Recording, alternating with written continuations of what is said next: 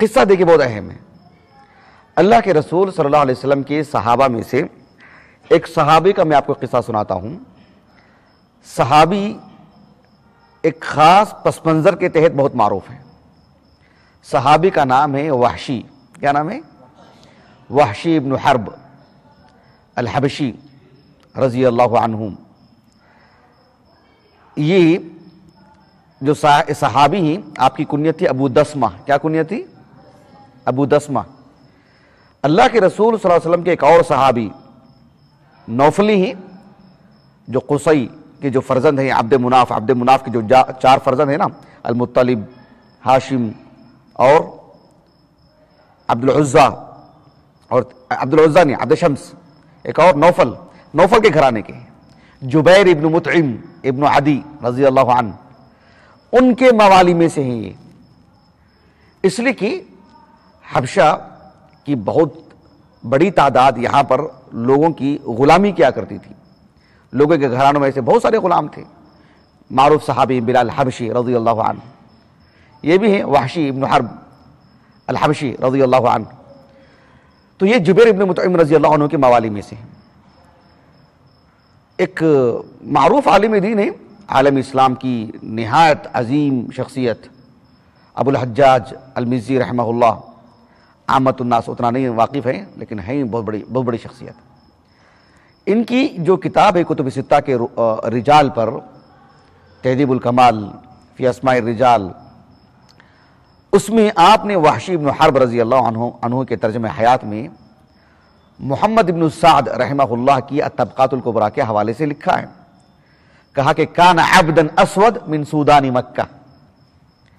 یہ نہایت کالے تھے، نہایت کالا رنگ تھا آپ کا. یہ اللہ رب العالمین کی تخلیق کا ایک مظہر ہے. انسان گورا ہوتا ہے، نہ اس کے بس میں، نہ کالا ہوتا ہے نہ اس کے بس میں. انسان کی شکل و صورت، اس کی رنگت اس کے بس میں ہے ہی نہیں نا. اسی لیے حساب کتابی اس کے بارے میں نہیں ہوگا کہ تم کالے کیوں، تم گورے کیوں، تمہارا قد و قامت یہ کیوں، اور تمہارے ہاتھ پیر ایسے کیوں. ایسا تھوڑی نا سوال ہوگا. ان کی 6 انگلیاں ہیں اس لیے ان کے درجات بلند. ایسا ہے اللہ کے پاس؟ بالکل نہیں. تو یہ اس تناظر میں حساب کتاب ہوگا ہی نہیں. لیکن تعارف کی حد تک یہ بات آنی چاہیے کہ کون کیسے تھے، کچھ حد تک. تو رنگت کے اعتبار سے نہایت کالے تھے. لیکن محمد بن سعد رحمہ اللہ کی جو الطبقات الکبریٰ ہے، میں جب مراجعہ کیا تو یہ عبارت مجھے وہاں نہیں ملی. لیکن ابو الحجاج المزی رحمہ اللہ نے انہی کے حوالے سے لکھا ہے. آپ دیکھو محمد بن سعد رحمہ اللہ کی جو الطبقات الکبریٰ ہے، اس میں آپ نے تسمیت من نزل بالشام من اصحاب النبی صلی اللہ علیہ وسلم، رسول اللہ صلی اللہ علیہ وسلم کے صحابہ میں سے ملک شام میں کون کون جو ہے مطلب سکونت اختیار کی، ان کے نام آپ نے ایک لمبی فہرست آپ نے تیار کی. سب سے پہلے ابو عبیدہ بن الجراح کا رضی اللہ عنہ، اس کے بعد لمبی فہرست ہے، اس میں سے وحشی بن حرب کا بھی ذکر ہے. اس میں یہ عبارت مجھے نہیں مل پائی جو ابو الحجاج المزی نے ان کے حوالے سے نقل کی ہے. ابو الحجاج المزی رحمہ اللہ نے عام طور پر روات سے متعلق جس طرز کی گفتگو کرتے ہیں، اور کم و بیش امام ابو عبداللہ الذہبی بھی سیر و اعلام نبلاء میں اسی طرز کی گفتگو کرتے ہیں کہ ان کے طلبہ کون، ان کے اساتذہ کون. تو وحشی بن حرب رحمہ اللہ رضی اللہ عنہ، ان کے اساتذہ میں سے 2 کا نام لکھا ہے ابو الحجاج المزی نے. ایک رسول اللہ صلی اللہ علیہ وسلم کا، اور ان کے بعد دنیا کے سب سے عظیم انسان ابو بکر صدیق کا. کہا کہ ان دونوں سے انہوں نے پڑھا ہے. کیا مطلب ہے؟ دونوں سے ان کی روایات ہیں. ان کے جو تلامذہ ہیں، تلامذہ میں 3 نام ذکر کی ہیں. ایک تو خود ان کے فرزند حرب ابن وحشی، دادا کا نام بھی حرب، ایک صاحب تھے حرب، ان کے بیٹے وحشی، یہ جو صحابی ہیں، انہوں نے اپنے بیٹے کا نام اپنے والد کے نام پہ رکھا حرب، اور وہ حرب اپنے بیٹے کا نام اپنے والد کے نام پر رکھا ہے وحشی، یعنی وحشی ابن حرب ابن وحشی ابن حرب. سمجھے آپ؟ تو یہ جو صحابی ہیں وحشی ابن حرب رضی اللہ عنہم، ان کے تلامذہ میں ایک تو ان کے بیٹے ہیں حرب ابن وحشی، دوسرے ہیں جن کا نام ہے جعفر ابن عمرو ابن امیہ الضمری، جو اوساط تابعین میں سے ہیں، کم و بیش 95 ہجری آپ کا سن وفات ہے. ایک تیسرا نام ہے عبید اللہ ابن عدی ابن الخیار. یہ تو کبار تابعین میں سے ہیں، لیکن حافظ ابن حجر رحمہ اللہ نے تقریب میں تو لہو رؤیا لکھا، لیکن فتح الباری میں اس انداز کی گفتگو فرمائی کہ آپ متمیز تھے، یعنی اتنی تمیز تھی آپ میں، اتنا شعور تھا آپ میں کہ آپ افراد کو پہچان سکتے تھے آپ. یعنی اچھی خاصی عمر تھی آپ کی، 10-12 سال کے آس پاس کی عمر رہی ہوگی واللہ عالم، یا اس سے کچھ کم 7-8 سال کی بھی عمر ہو سکتی ہے کہ اللہ کے رسول کو آپ نے صلی اللہ علیہ وسلم فتح مکہ کے موقع پر دیکھا ہوگا. یہ کہنا مقصود ابن حجر کو رحمہ اللہ. اس اعتبار سے آپ صحابی بھی ہیں، تو آپ کے صحابی ہونے سے متعلق اس پس منظر میں بہرحال اہل علم کے مابین کچھ اختلاف ہے. لیکن یہ 3 افراد کو آپ نے آپ کے اساتذہ میں، آپ کے تلامذہ میں شمار کیا ہے، اور رمز لگائی خا کی، یعنی صحیح بخاری میں آپ کی روایت ہے، دال کی سنن ابی داؤد میں آپ کی روایت ہے، اور کہا کہ قاف سنن ابن ماجہ میں آپ کی روایت ہے. یہ آپ کا کچھ تعارف تھا. آپ کے تعارف میں ایک بات یہ بھی ہے کہ دمشق کی جب فتح ہوئی تو اس فتح میں بھی آپ شریک تھے. بحثت ایک یعنی فتوحات اسلامیہ کا جو دائرہ بڑھتا رہا نا، یہ اس میں بھی آپ شریک تھے. اور پھر سکونت بھی آپ نے وہیں پر اختیار کی. دمشق سے آگے شمالی حصے میں ملک شام کا ایک بڑا شہر، تاریخی شہر، نہایت تاریخی شہر حمص جو ہے، جہاں روم اور ایران کی جو آخری لڑائی ہوئی تھی، الف لام میم غلبت الروم، جو لڑائی ہوئی تھی نا وہ حمص میں ہوئی تھی. تو حمص جو ہے یعنی وہاں انہوں نے سکونت اختیار کی، وہیں پر انتقال بھی ہوا. یہ ایک معروف قضیہ ہے کہ وحشی بن حرب رضی اللہ عنہ کو جس پس منظر میں جانا جاتا ہے کہ غزوہ احد میں آپ نے حمزہ رضی اللہ عنہ کو شہید کیا تھا، اور پھر ابو بکر صدیق رضی اللہ عنہ کے دور میں ایک شخص مسیلمہ، جو عہد نبوت میں بھی اس نے جو ہے مطلب اللہ کے رسول صلی اللہ علیہ وسلم کی نیابت اور آپ کے بعد جو ہے نبی بننے کا خواب دیکھ رہا تھا، اس نے بہرحال ادعا کیا کہ میں اللہ کا نبی ہوں، اور بہت کچھ اس کے چرچے ہونے لگے. ابو بکر صدیق رضی اللہ عنہ نے خالد بن ولید رضی اللہ عنہ کی سرکردگی میں صحابہ کے ایک جماعت کو بھیجا اس کا خاتمہ کرنے کے لیے. تو اس میں وحشی رضی اللہ عنہ میں گئے تھے اور مسیلمہ کو انہوں نے قتل کیا. اس ناحیے سے آپ بہت مشہور ہیں وحشی رضی اللہ عنہ. اسی لیے آپ دیکھیے کہ آپ جب کا مطالعہ ہوگا، آپ کو جب وہ کتاب پڑھیں گے حافظ ابو عبداللہ الذہبی کی رحمہ اللہ، جو کتب ستہ کے روات پر ہے، الکاشف فی معرفتی من لہ روایہ فی الکتب الستہ، اس میں آپ نے وحشی بن حرب رضی اللہ عنہ کا جب ایک سطر میں ان کا جو ویسے راوی ذکر کیا آپ نے، تو کہا کہ وحشی بن حرب رضی اللہ عنہ قاتل حمزہ و مسیلمہ، ایسا آپ نے لکھا کہ آپ حمزہ اور جو دونوں کے قاتل ہیں، مسیلمہ کے قاتل ہیں، دو بڑی شخصیتوں کے. لیکن کس اعتبار سے دو بڑی شخصیتوں کے، وہ آگے میں آپ کو ذکر کروں گا انشاءاللہ تعالی. یہ ایک مجمل تعارف تھا آپ کا، کس کا؟ وحشی بن حرب کا رضی اللہ عنہ. ان کے تعارف کے بعد میں آپ کو وہ قصہ سنانا چاہتا ہوں کہ جو ہے ایک گناہ ہم سے ہو چکا ہے، اسی نوعیت کی ایک نیکی بھی ہم سے ہونی چاہیے. امام بخاری رحمہ اللہ اپنی الجامع الصحیح کی کتاب المغازی میں ایک باب قائم کیا ہے کہ باب قتل حمزہ رضی اللہ عنہ، اور اس باب کے تحت ایک طویل روایت لائے ہیں جس کے راوی وحشی بن حرب ہی ہیں رضی اللہ عنہ. میں نے وحشی بن حرب رضی اللہ عنہ کے 3 تلامذہ کا نام لیا، ایک ان کے فرزند کا حرب بن وحشی کا، مزید 2 تلمیذ کا الگ سے نام لیا. کوئی نام بول سکتے ہیں ان کا؟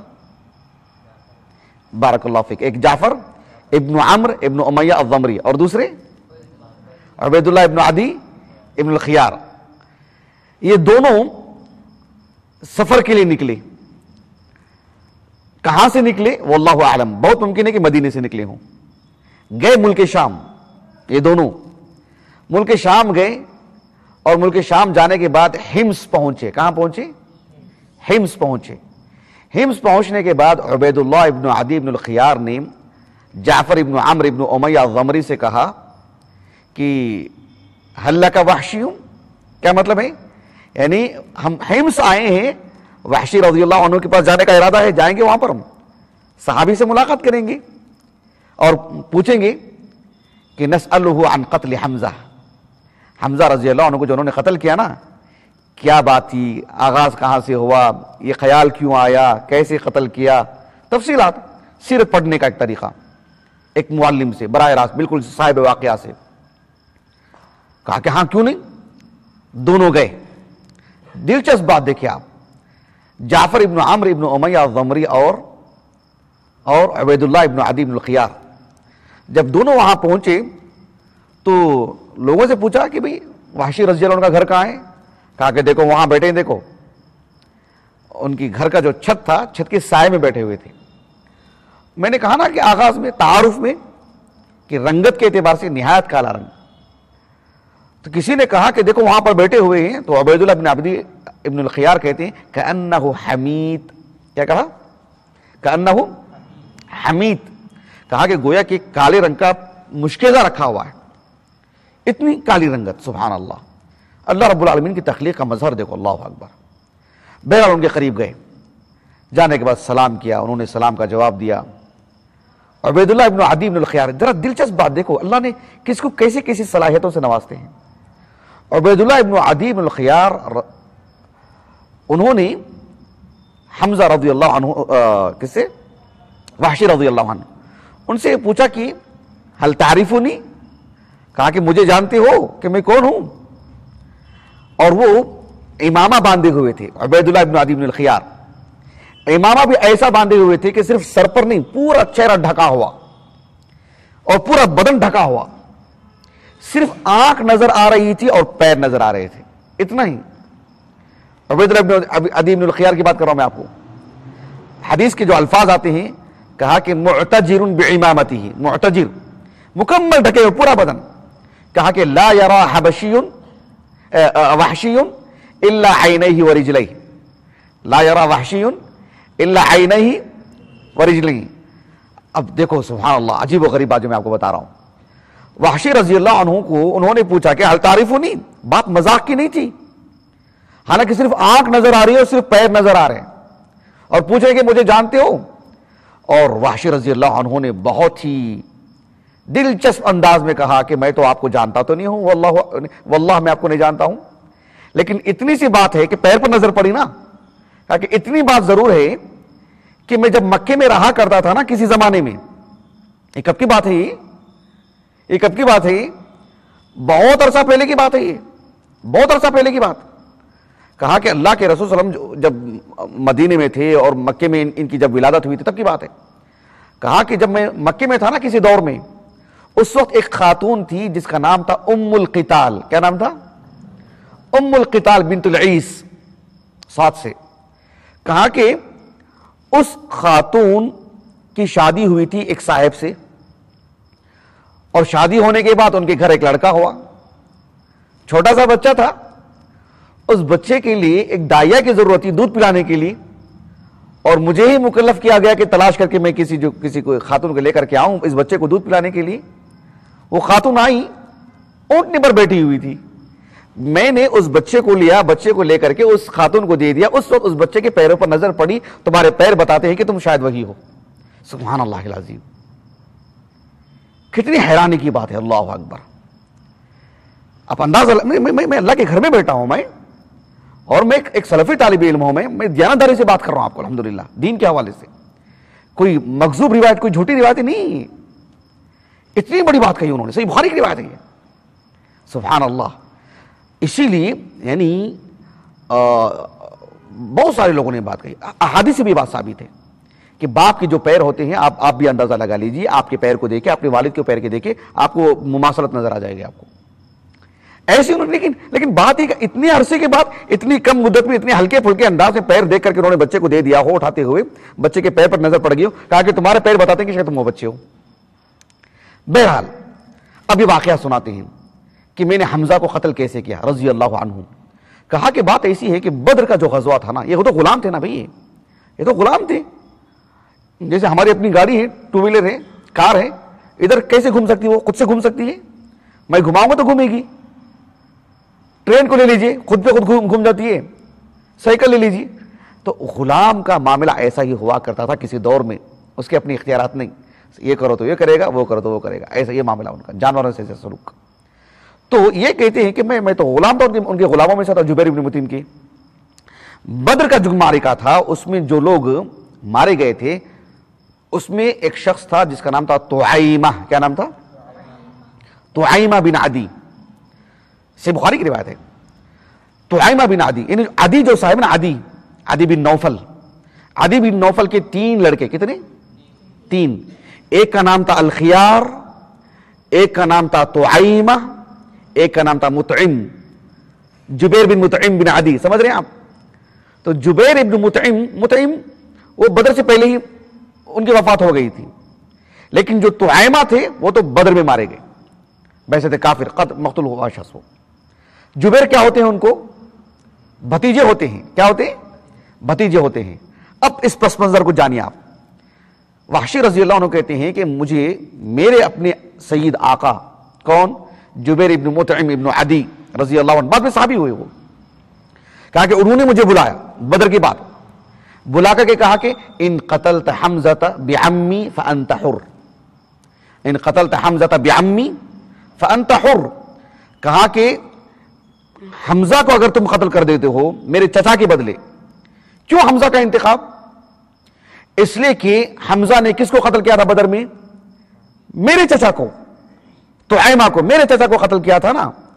اب مجھے دل میں درد ہے نا، غم ہے نا، دکھ ہے نا مجھے کہ میرا چچا مارا گیا۔ اب اللہ کے رسول سے بدلہ لے رہے صلی اللہ علیہ وسلم، اب ان کے چچا کو مارے، اب ان کو زخم پہنچے، ان کو دکھ ہو، اب ان کو تکلیف ہو، جیسے مجھے بعثت بھتیجا تکلیف ہو رہی ویسے ان کو بھی تکلیف ہو کہ ان کے چچا کو مارا جائے گا تو کیسا ہوگا۔ یہ ان کی سوچ تھی، سمجھا آپ اس بات کو؟ اس اعتبار سے حمزہ کا خصوصی طور پر انتخاب ہوا رضی اللہ عنہ۔ تو لیکن کیا کہا؟ انعام کیا دیا جائے گا آپ کو؟ گاڑی بنگلہ دیا جائے گا اس دور کے اعتبار سے، 100 سرخ اونٹ دیے جائیں گے؟ نہیں، سب سے بڑا انعام کیا؟ فانت حر۔ اب ان کے لیے اس سے بڑا انعام کیا ہو سکتا ہے؟ آپ آزاد ہیں، آپ جیسے جبیر بن مطعم ہے ویسے آپ ہو جائیں گے، کتنا بڑا انعام، اللہ اکبر۔ اب اس کی طاقت میں تھی، جب غزوہ احد کا معاملہ ہوا، کہتے کہ میں گیا، میں بھی رہا، میں اور مجھے کسی سے کوئی لینا دینا نہیں، بس مجھے حمزہ کو مارنا ہے رضی اللہ عنہ، انہی کی گھات میں تھا میں۔ حافظ ابن حجر رحمہ اللہ کہتے ہیں کہ بہت ممکن ہے کہ حمزہ رضی اللہ عنہ کی نظر پڑی ہوگی اس غلام پر اس وقت، لیکن آپ نے رہنے دیا ہوگا، وہ غلام ہے۔ لیکن میدان جنگ میں کہا کہ کسی کو حقیر نہیں سمجھنا چاہیے، کون کب کس پہ غالب آ جائے، یہ ایک اندازہ۔ لیکن وحشی رضی اللہ عنہ کہتے ہیں اس وقت میرے ہاتھ میں جو ایک بڑا سا جو نیزہ تھا، میں نے جو ہے ان کے ناف کے اوپر میں نے مارا، پیٹ کے اوپر، اور پیچھے سے چیرتے ہوئے چلا گیا۔ اور پھر اتنا ہی نہیں، ان کے شہید ہونے کے بعد ان کے بدن کو، ان کی لاش کو داغدار کر کے رکھ دیا، وہ پہچان میں نہیں آ رہی تھی، بہت کھلواڑ ہوا ان کی لاش کے ساتھ، اس حد تک معاملہ ہوا۔ خیر، مجھے جو بتانا چاہ رہا ہوں میں آپ کو، جو واقعہ جس جگہ لے کے جانا چاہ رہا ہوں میں آپ کو، جو بات بتانے کے لیے کہ وہ معاملہ ہو گیا، احد کا معاملہ ہو گیا، کفار قریش مکہ آ گئے مکے کو واپس، کہتے ہیں کہ میں بھی مکے کو آ گیا، اور یہ بالکل ایک نئی زندگی، کیوں؟ آزاد انسان ہے، گویا کہ کل تک وہ کیا تھے؟ ایک جانور تھے، اب وہ انسان ہے، اس کا معنی ایک آزاد انسان ہے وہ، مطلب خیالات سے مطلب پرے بات ہے، یہ تصور سے اوپر کی بات ہے کہ بھئی میں آزاد ہوں، میں کتنی بڑی بات ہے۔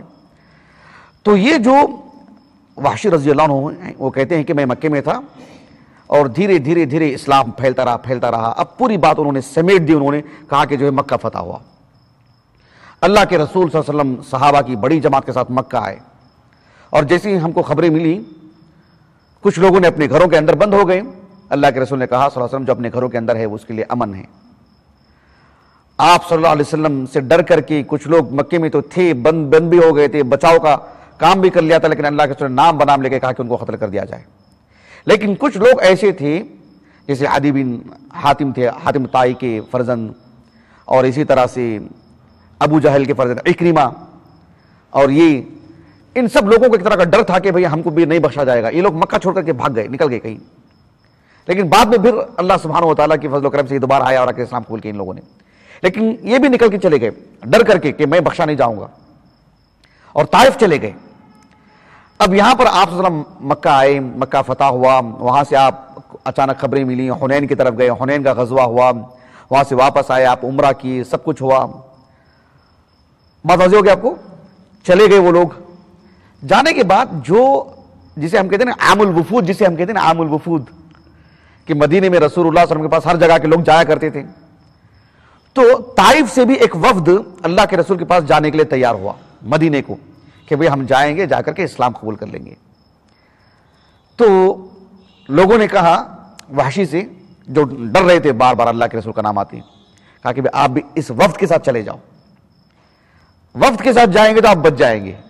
کیوں؟ کہا کہ انہ لا یہیج الرسل، اللہ کے رسول کے پاس صلی اللہ علیہ وسلم کسی علاقے سے کوئی وفد آتا ہے نا، ان کے ساتھ بڑی تکریم ہوتی ہے، ان کے ساتھ چھیڑ چھاڑ نہیں ہوتی. اللہ کے رسول کا تعارف دیکھو کیسے ہوا کرتا تھا. کہا کہ ان کے ساتھ چھیڑ چھاڑ نہیں ہوگی. اب یہ بھروسہ کر کے ان کے ساتھ نکل گئے مدینے کو.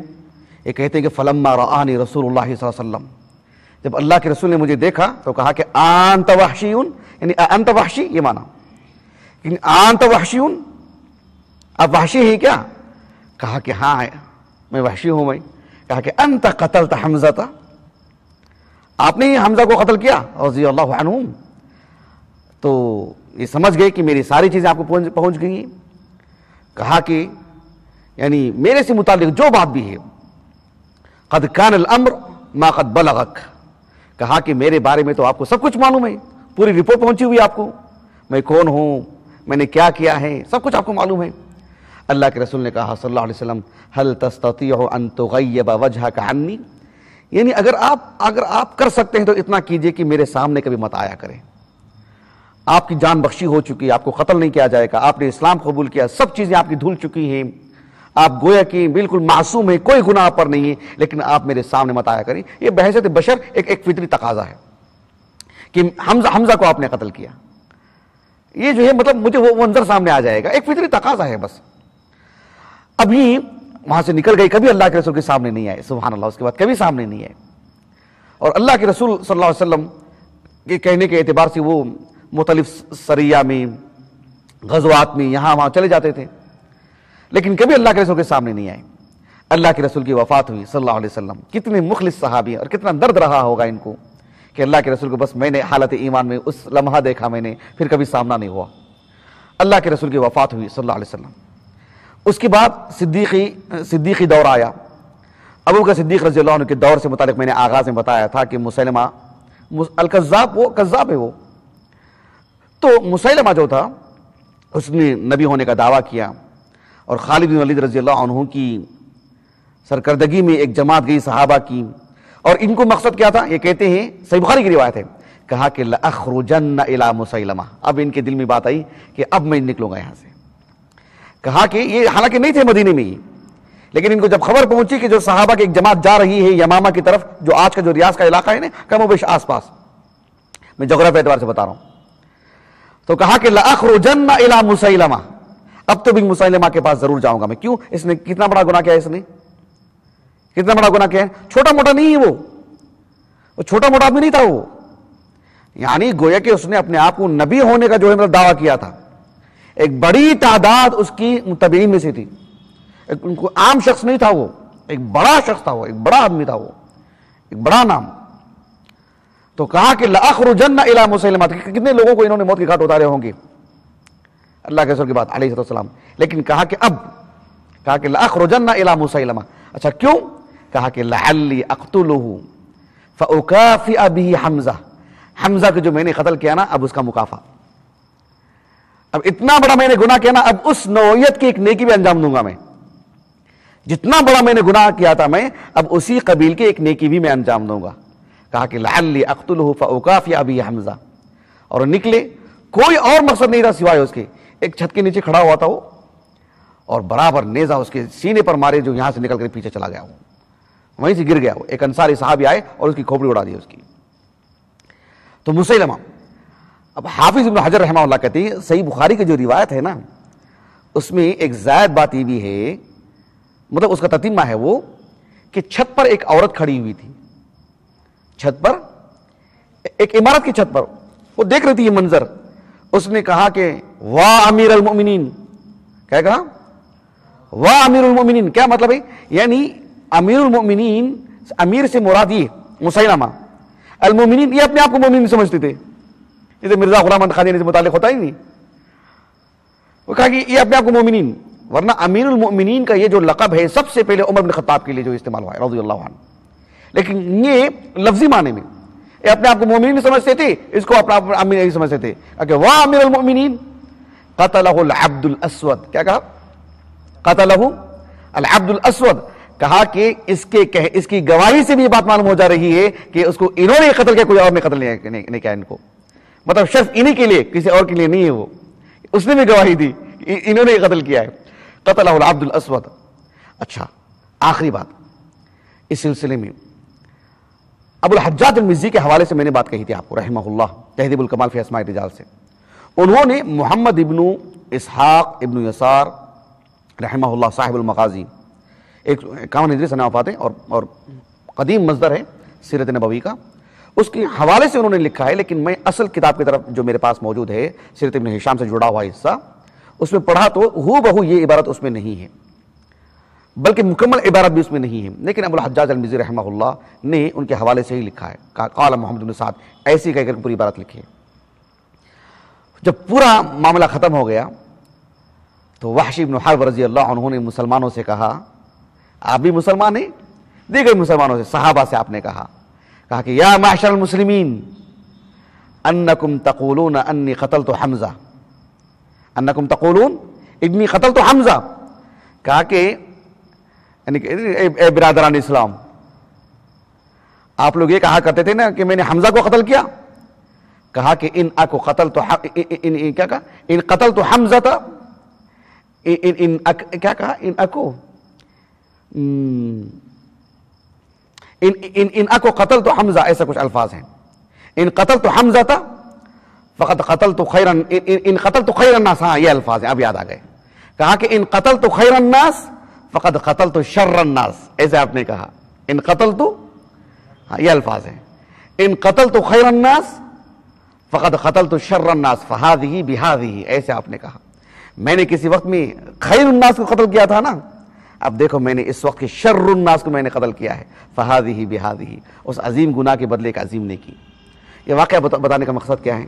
یہ واقعہ بتانے کا مقصد یہ ہے کہ اللہ رب العالمین کی عبادت میں، اسلام کی سربلندی میں، اپنی نجات کے لیے ہم اپنی زندگی کو بہتر جانتے ہیں، آپ اپنی زندگی کو بہتر جانتے ہیں، ہم سے کوئی ایسی چوک ہوئی جس قبیل کے، ہم اسی قبیل کے ایک بڑی نیکی انجام دیتے ہیں، تاکہ جو ہے اس کے بغیر بھی اللہ کے ہم معافی ہے انشاءاللہ تعالی۔